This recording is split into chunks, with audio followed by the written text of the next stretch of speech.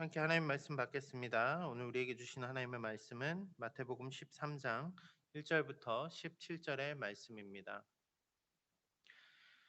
마태복음 13장 1절부터 17절의 말씀 봉독해 드리겠습니다.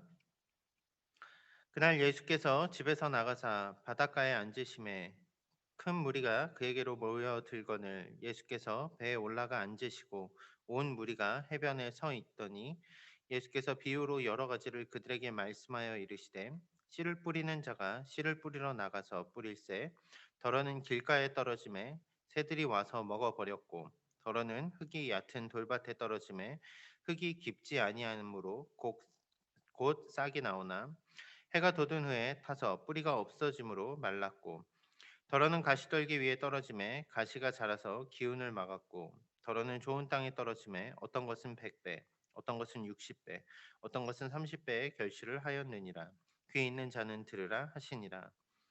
제자들이 예수께 나와 이르되 어찌하여 그들에게 비유로 말씀하시나이까. 대답하여 이르시되 천국의 비밀을 아는 것이 너희에게는 허락되었으나 그들에게는 아니 되었나니 무릇 있는 자는 받아 넉넉하게 되되 없는 자는 그 있는 것도 빼앗기리라. 그러므로 내가 그들에게 비유로 말하는 것은 그들이 보아도 보지 못하며 들어도 듣지 못하며 깨닫지 못함이니라. 이사야의 예언이 그들에게 이루어졌으니 일렀으되 너희가 듣기는 들어도 깨닫지 못할 것이요 보기는 보아도 알지 못하리라. 이 백성들의 마음이 완악하여져서 그 귀는 듣기에 둔하고 눈은 감았으니 이는 눈으로 보고 귀로 듣고 마음으로 깨달아 돌이켜 내게 고침을 받을까 두려워함이라 하였느니라. 그러나 너희 눈은 봄으로 너희 귀는 들음으로 복이 있도다. 내가 진실로 너에게 이르노니 많은 선지자와 의인이 너희가 보는 것을 보고자 하여도 보지 못하였고 너희가 듣는 것을 듣고자 하여도 듣지 못하였느니라. 아멘. 오늘 구정 아침입니다. 새해 복 많이 받으십시오. 네. 한 해를 다시 시작하는 마음으로 시작하기 참 좋은 날인 것 같습니다. 얼마 전에 SNS에서 페이스북에서 그런 글을 보았습니다. 한국인은 음식이 아닌 것들을 마구 먹는 사람들이다. 이런 이야기입니다. 음식이 아닌 것들을 한국이 막 먹는다고 그 이야기를 보면서 조금 의아했습니다. 왜 흔히 제가 중국을 비하하는 게 아니고요. 중국 사람들은 테이블, 식탁, 의자 빼고 다 먹는다 이런 얘기를 하는 그런 이야기들 우리는 종종 하곤 합니다. 그런데 한국인들이 음식이 아닌 거를 막 먹는 민족이라는 그 말이 좀 의아해서 제가 찾아봤습니다. 봤더니 유튜버 피치라는 분이 올린 영상을 따온 거더라고요. 이런 내용이었습니다. 한국인들은 음식이 아닌 것들을 마구 먹습니다. 욕을 먹기도 하고 학교에서는 1등을 먹기도 합니다. 사람을 먹을 수는 없으니까 친구를 먹기도 하고 홍수아는 세계 복싱 챔피언을 먹었습니다. 매년 설날이 되면 우리는 나이를 먹습니다. 제일 싫어하는 사람도 예의 없는 사람이 아닌 밥맛 없는 사람입니다. 이렇게 이제 모든 거를 막 먹었다. 나 1등 먹었어. 뭐 나 오늘 뭐 해? 뭐 그런 표현을 쓰더라는 거죠. 그러니까 외국 사람이 볼 때는 한국 사람은 뭘 그렇게 다 먹어요. 막 먹는다는 얘기입니다. 근데 무서운 거죠. 친구를 먹는다고 이런 것들 표현들 무섭지 않습니까? 이게 실제로는 말이 가지는 1차적인 의미가 아닌 그 뒤에 우리의 그 문화가 가지고 있는 어떤 그 의미들을 담고 있는 말들인데 비유나 어떤 속담이나 이런 데서 나오는 말들을 외국인들의 입장에서 보면 그럴 수도 있겠다라는 생각이 들더라는 거죠. 문제는 뭐 이거는 한국만의 문제가 아닐 것입니다. 저도 영어를 쓰다 보면 영어가 워낙 짧으니까 그들이 어떤 다른 뜻을 가지고 쉽게 바꿔 쓴 수거 표현들을 도대체 이게 무슨 말일까 고민하게 되더라는 얘기입니다. 비유나 은유적으로 표현하는 것들을 이해하기 위해서는 1차적인 뜻만을 놓고 이해해서는 이해할 수 없습니다. 그 속에 가진 본래의 의미를 알아야만 그 말이 우리가 이해할 수 있는 말이 되더라는 얘기입니다. 오늘 본문이 약간 그러한 메시지를 담고 있습니다. 무엇입니까? 예수님께서 비유로 말씀하셨습니다. 듣는 사람들은 분명히 듣고 있습니다. 그 이야기가 무슨 이야기인지 1차적인 메시지는 분명히 알지만 이 2차적인 메시지, 원래 그 메시지가 담고 있는 본래 뜻을 알지 못한다면 이 말씀을 제대로 이해할 수 없는 말씀이라는 거죠. 그렇다면 예수님께서 왜 비유로 이야기를 하셨을까? 일반적으로 비유는 더 쉽게 표현해서 이해할 수 있도록 돕는 말인데 실제로 오늘 본문은 조금 의아합니다. 왜요? 그 비유가 조금은 숨기는 것 같고 숨겨져 있는 비밀 같은 것으로 본문이 표현하고 있기 때문에 그렇습니다.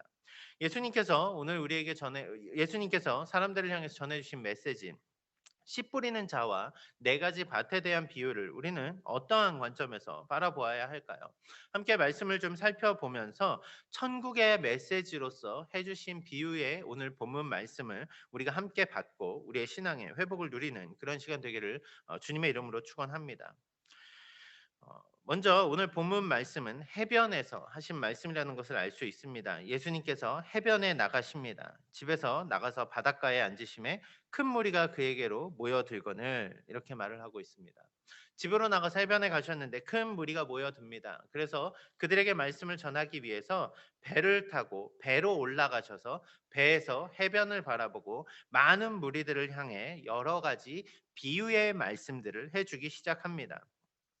3절부터 보면은 나오는 말씀이 우리에게 익숙한 씨 뿌리는 자에 대한 비유의 말씀입니다. 네 가지 밭이 나오지요. 씨 뿌리는 자가 나아가서 씨를 뿌릴 때 네 가지 밭에 씨를 뿌리게 됩니다. 네 가지 서로 다른 토양에 씨를 뿌리게 됩니다.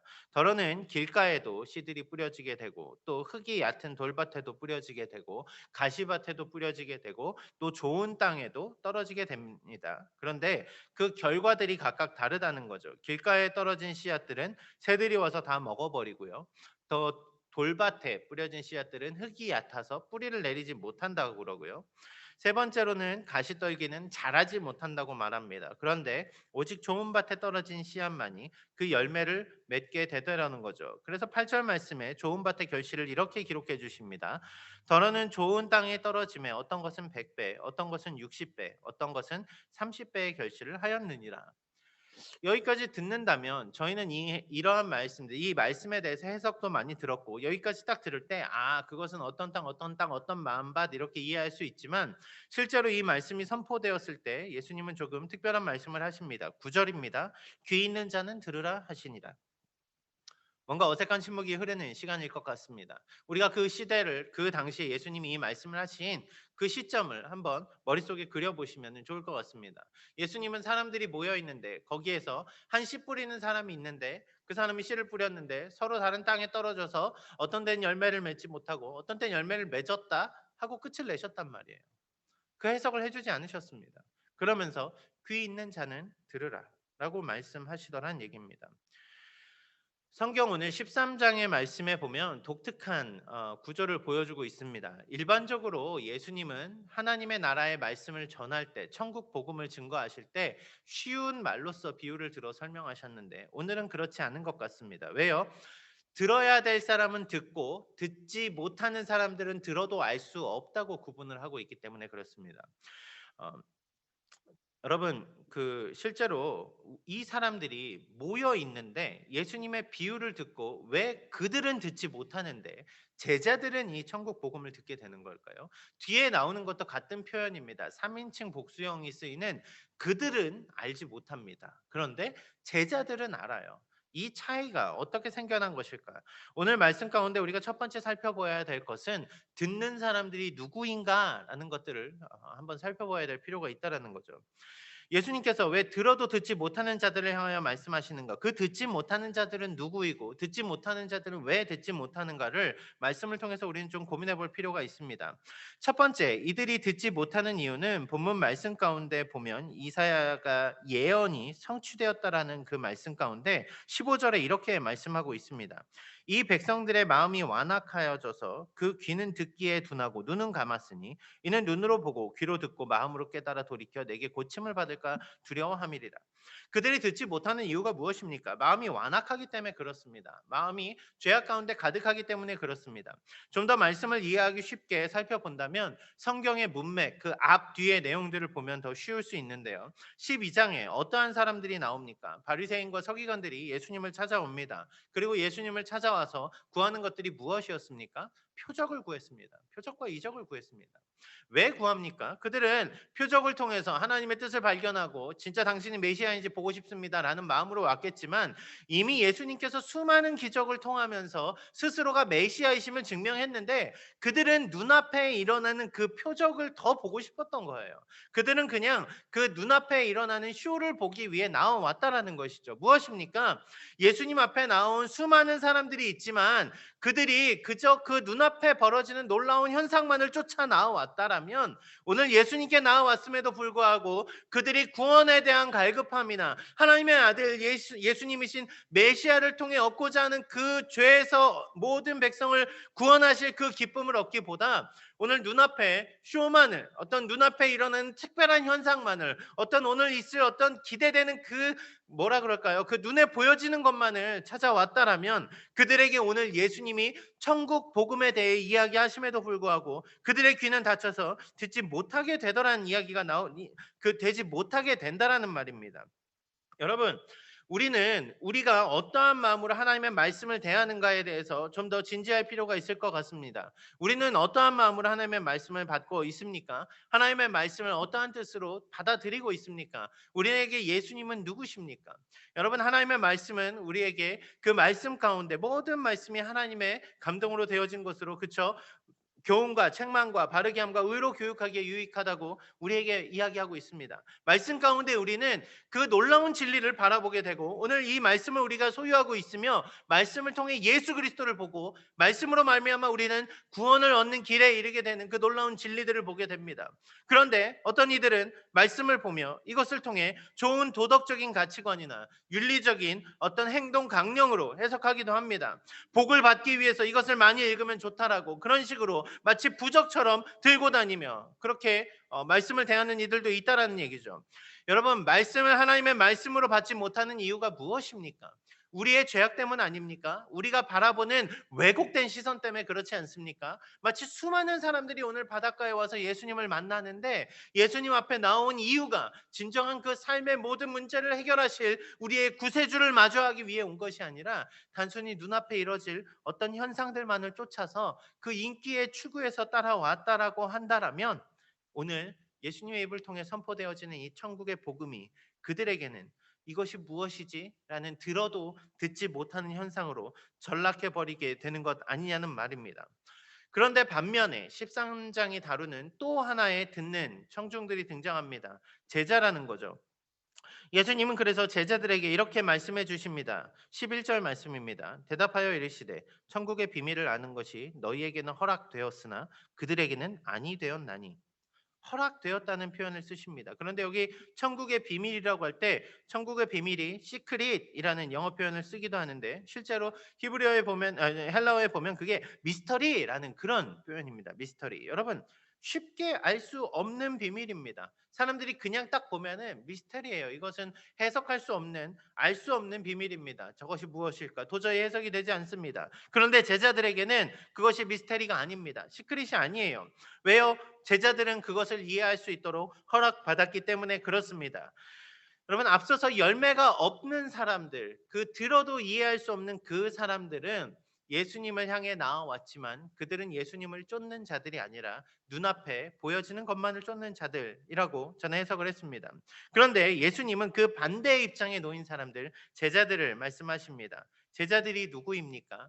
자기를 부인하고 예수 그리스도를 자기 십자가를 지고 예수 그리스도를 쫓는 자들 아닙니까? 그들에게는 하나님의 나라가 선포되어질 때 그것은 비밀이 아니라 놀라운 하나님의 선명하고도 우리에게 진정으로 주어질 소망으로 다가오는 하나님의 나라라는 말씀입니다. 실제로 제자들에 대한 정의를 예수님은 바로 오늘 본문의 앞구절 50절에서 이렇게 말씀하십니다. 누구든지 하늘에 계신 내 아버지의 뜻대로 행하는 자가 내 형제요 자매요 어머니니라 하시더라. 하나님의 뜻대로 행하는 자, 그 말씀대로 사는 자, 그들에게는 오늘 예수님이 하신 이 말씀은 감추어진 것이 아니었습니다. 그들에게 천국은 실존이라는 얘기입니다. 우리가 예수 그리스도를 쫓아가는 제자로서 오늘을 살아간다라면 천국은 단순히 그때 있을 그 희미한 그것이 아니라 우리에게 너무도 선명한 그 실존적이면서도 그 진정한 소망으로서 우리가 바라보게 되는 그것이라는 얘기죠.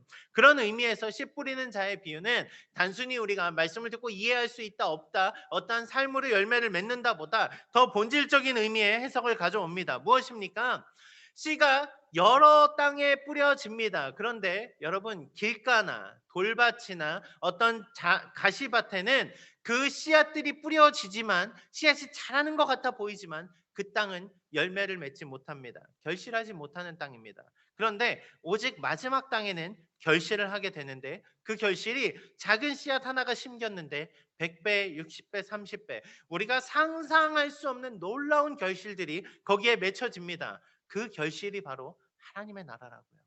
하나님의 나라를 받는 자들, 오늘 그 복음을 마음밭에 새기는 그들에게, 마음 가운데 복음이 심겨진 자들에게 나타나는 열매는 물론 삶을 통해 이루어지는 그리스도인의 삶의 여러 열매들이라고 할 수도 있겠지만 오늘 본문이 천국의 놀라운 그 비유로 말씀하시는 본문이라면 우리는 우리가 바라볼 그 열매, 심겼으니까 당연히 맺게 되는 그 열매, 그것이 뭐라고요? 놀라운 비밀, 천국이라고요. 예수님은 오늘 주님께 나온 주님을 따르기로 다짐하고 서는 제자들을 향해서 그 천국의 말씀에 대한 결실들을 이야기해 주고 계시더라는 얘기입니다. 얼마나 놀라운 일입니까? 실제로 그 첫 번째 해석, 듣는 이가 누구인가는 우리에게 몹시 중요하다는 얘기입니다. 우리는 오늘 이 말씀을 들으면서 그 말씀을 우리의 삶의 어떤 힐링으로 받고 있습니까? 아니면 우리의 본질적인 삶을 구원에 이르게 하는 하나님의 말씀, 그 천국의 복음으로 받고 있습니까? 우리가 그 제자로서 오늘 이 말씀을 받을 때 우리는 진정한 천국의 기쁨이 우리의 실존이 되는 놀라운 은혜를 경험하게 될 것입니다. 두 번째 본문에서 우리가 살펴보아야 되는 것은 비유 가운데 나타나는 씨 뿌리는 자에 대한 씨 뿌리는 자에 대한 해석을 좀 살펴볼 필요가 있습니다. 실제로 예수님의 비유는 뭔가 어색합니다. 왜요? 씨를 뿌리는 사람이 있다라면 그리고 그 앞에 분명히 서로 다른 그 길과 돌짝밭과 가시밭과 좋은 밭이라는 서로 다른 토양이 있다라고 한다면 여러분은 어디에 가서 씨를 심으시겠습니까? 좋은 밭에만 심으면 됩니다. 거기 심으면 결실이 많이 나니까요. 뭐하러 굳이 길가와 돌밭과 가시밭에 씨가 떨어지게 그렇게 두는 것입니까? 이것은 눈앞에 이렇게 심는 게 아니잖아요. 여러분 씨를 그 멀리까지 나가서 멀리 있는 그곳까지 나가서 왜 씨를 뿌리고 있냐라는 얘기죠. 여러분 우리는 씨 뿌리는 자의 입장을 좀 살펴볼 필요가 있습니다. 오늘 이 씨앗이 하나님의 말씀이고 이 씨앗이 복음의 그 씨앗이라면 그 씨앗들은 좋은 땅에만 떨어지지 않습니다. 오늘 예수님의 앞에 나온 사람들이 복음을 듣고도 이해하지 못하는 자들임에도 불구하고 오늘 예수님이 왜 그들을 향해서 천국의 복음을 선포하고 있습니까? 아직은 듣지 못하는 그들, 죄악 가운데 있는 그들이지만 예수님은 그 죄의 문제를 해결하기 위해 이 땅에 오셨습니다. 그들에게 천국 복음이 들려져야 하는 것입니다. 온 열방 가운데 나가서 복음을 증거하는 이유가 무엇입니까? 복음을 듣지 못하는 이들, 복음을 알지 못하는 이들, 그들에게까지 가서 복음의 씨앗을 심어줘야 되는 것, 그것이 오늘 복음을 가진 자의 사명이라는 것입니다. 예수님이 이 땅 가운데 왜 오셨습니까? 예수님이 이 땅에 오신 이유는 그 복음의 씨앗, 그 복음의 완성을 위해 오신 것 아닙니까? 잃어버린 그 하나님의 자녀들, 주님 하나님을 떠나서 죄악 가운데 거하며 죽을 수밖에 없는 자들, 그들을 향해서 복음을 전하시며 회개하라 천국이 가까웠느니라. 오늘 그들에게 복음이 들리게 하기 위해 이 땅 가운데 오신 것 아닙니까? 씨 뿌리는 자는 분명히 좋은 땅에만 심으면 열매를 맺을 수 있습니다. 농부가 왜 헛되게 그 씨앗을 낭비하며 다른 땅에 뿌려야 됩니까? 뿌리지 않아도 됩니다. 그런데 복음을 가진 자들은 그렇지 않습니다. 우리가 저 사람은 들을 만한 사람이니까 저 사람에게만 복음을 전한다라고 말한다면 세상의 복음은 더 이상 확장되지 않을 것입니다. 아니 주님이 하실 수 있지요. 하지만 우리를 통하여서 일하시기 원하시는 주님은 오늘 우리를 통하여서 그 복음이 온 여러 열방 가운데 주님을 알지 못하는 그들에게 돌밭과 같은 길가와 같은 가시밭과 같은 그들에게도 복음의 씨앗이 떨어져 그들에게 전달되어야 함을 말씀해 주고 계시더라는 얘기죠. 이런 면에서 오늘 교회로 섬기는 우리들은 좀 더 복음의 우리가 전도에 복음에 대한 그 소명에 대해서 다시 한번 생각해 볼 필요가 있습니다.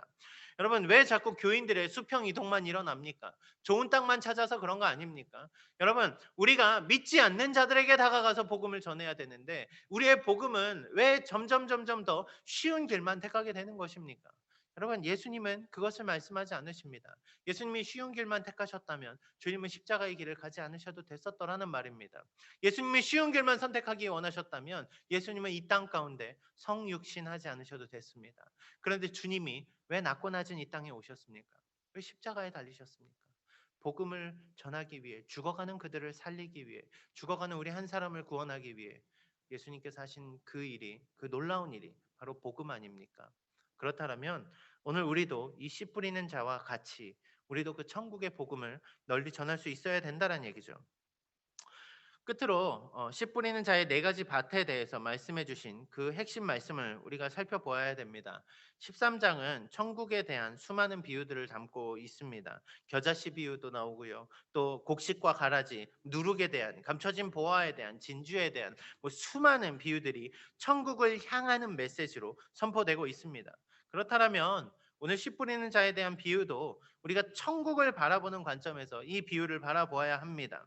죄인들은 결코 들을 수 없는 메시지. 하지만 주님을 따라 나서는 그 사람들, 오늘 제자로 주님 앞에 선 자들은 이것이 허락된 메시지입니다. 무엇입니까? 그 천국을 소유하게 된 것. 바로 그것이 복음, 천국의 열쇠라는 것이죠. 그것을 모르는 이들에게는 미스터리입니다. 그렇다면 오늘 이 주님 앞에 선 우리에게도 이 메시지가 천국의 그 감추어진 비밀이 아니라 천국을 여는 열쇠로 받아들여져야 되지 않겠냐는 말입니다. 오늘 여러분들은 이 말씀을 들으며 단순히 우리가 익숙했던 그 말씀, 해석되어진 그 말씀으로만 보십니까? 아니면 이 놀라운 복음의 열매들과 그 복음의 열매들이 맺힐 것을 기대하는 오늘의 삶을 바라보며 나아가십니까?